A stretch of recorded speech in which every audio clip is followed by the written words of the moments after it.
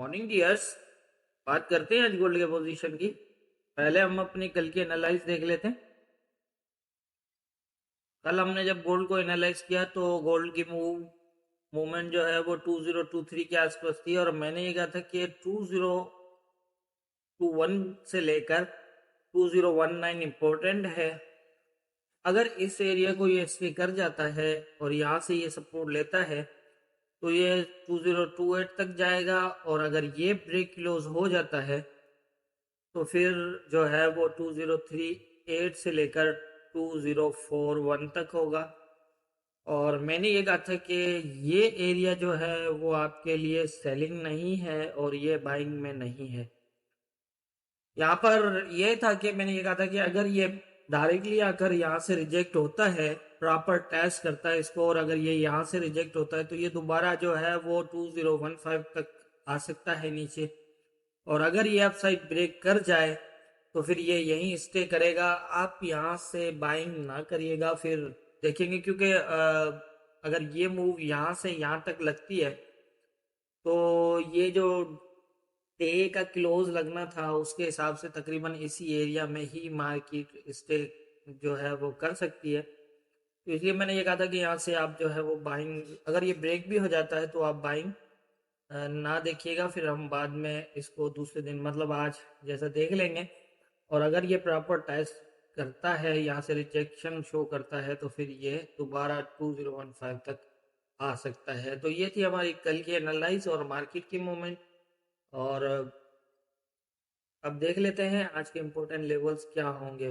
दूसरा मैं ये भी बताता चलूं कि मार्केट को फॉलो करने के लिए आप सब जानते हैं कि हमारी लाइव इसी चैनल के अंदर लाइव के अंदर लाइव जो वीडियोस हैं उनमें M15 के हवाले से जो हमारी एक स्ट्रेटजी है मार्केट को लेवल्स के ऊपर मॉनिटर करने के लिए, उसमें मैंने सारी डिटेल्स दी हुई हैं, बताई हुई हैं कि किस तरह हम M15 से जो है वो अपने H4 के लेवल्स को मॉनिटर करते हैं और क्या पोजीशंस बनती हैं और वहाँ से हमें क्या कंफर्मेशंस मिलती है।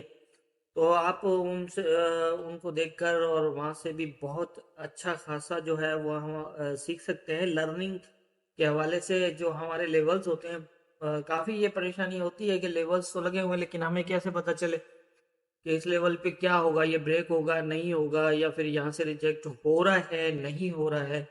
छोटे टाइम फ्रेम के हवाले से, क्योंकि H4 का जैसे मैंने बताया कि H4 का क्लोज तो यकीनन एक टाइम लेता है।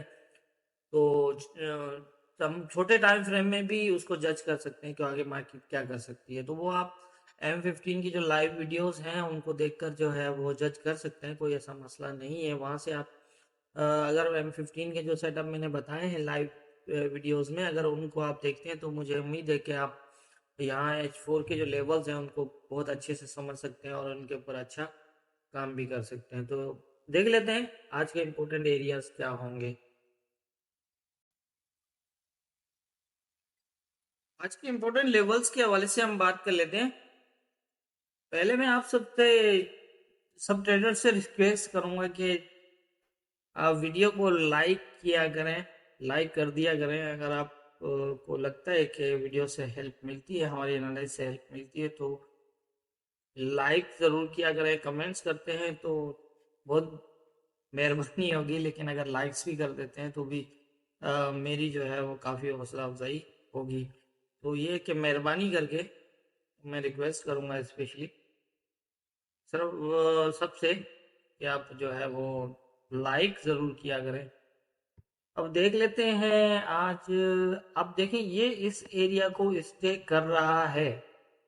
स्टे करने का मतलब ये है कि ये 38 को ब्रेक नहीं कर रहा। अगर ये यहाँ से अपसाइड चला जाता है और अगर तो ये यहाँ तक जाके और स्टे कर देता है और फिर यहाँ से दोबारा जो है वो अगर ये नीचे मूव, यहाँ से अगर ये रिजेक्ट हो जाए, इट मीन्स कि यहाँ से अगर ये रिजेक्ट हो जाए तो फिर मेरा ख्याल है कि भी इसके अंदर दोबारा सेलिंग आ सकती है। और ये सेलिंग जो है वो इसको ले जा सकता है तकरीबन कहाँ तक, अगर ये डायरेक्ट ही ऊपर चला जाता है तो फिर अगर इसको शेडो ब्रेक करके भी आ जाता है तो फिर यहाँ से देखना पड़ेगा। अगर ये यहाँ तक जाता है तो मेरा ख्याल है कि इसको फिर जो है ना वो नीचे आना चाहिए कहाँ तक, तकरीबन 2013 वाला जो एरिया है वो काफी इम्पोर्टेंट हो जाएगा यहाँ पर, और काफी हद तक चांस होंगे यहाँ तक आने के। ये जो एरिया है ना, ये अगर ये सीधा ऊपर चला जाता है उस हिसाब से, और यहाँ से अ, फिर देखिएगा अगर ये इस एरिया को स्टे लेता है तो ये दोबारा ऊपर मूव कर सकता है। और अगर ये एरिया ब्रेक हो जाता है 27 के नीचे, अगर H4 क्लोज लग जाता है तो फिर इसमें काफी हद तक चांस होंगे कि ये जो है वो यहाँ से नीचे मूव कर जाए। इट मीन्स कि अगर ये इसके नीचे क्लोज करता है ये तो 31 को टैच करके, और यहाँ से फिर जो है वो 2015 तक आ जाएगा नीचे की तरफ।